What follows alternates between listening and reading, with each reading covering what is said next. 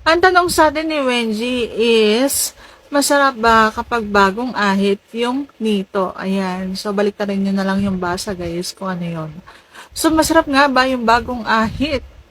Pag-uusapan natin yan, pero bago yan, kung bago ka pa lang sa akin channel, please consider to like this video and subscribe my channel.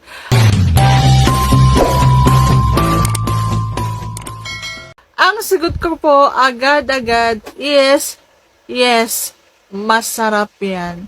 Alam nyo guys, lagi kong sinasabi sa akin mga content na masarap talaga yung walang buhok.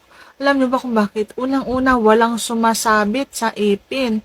Yung habang sinisisid mo hanggang doon sa puno, pinapalampas mo sa lalamunan mo, yung tiis, wala kang masasayarang damo-damo dyan sa pinakapuno niya. Okay, so para sa akin bilang ako ayaw ko sa mabuhok talaga. Ayaw ko talaga sa magubat. So kung gusto mong kakainin kita, gusto ko malinis yan. Hindi ko naman sinabi nga regular mag-ahit, pero kasi mas gusto ko talaga na ang kinakain ko is walang buhok. Walang amoy yan, lalo na kung bagong hugas yan, bagong ligo, bagong shower. So, masarap yan. Yung wala akong maamoy na kahit anong umok, yung amoy umok, yung minsan may parang amoy kulob diyan sa loob kapag halimbawang mabuhok. So, ganon.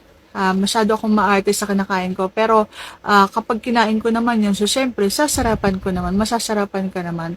Worth it naman yung sakripisyo mo bilang pag-aahit.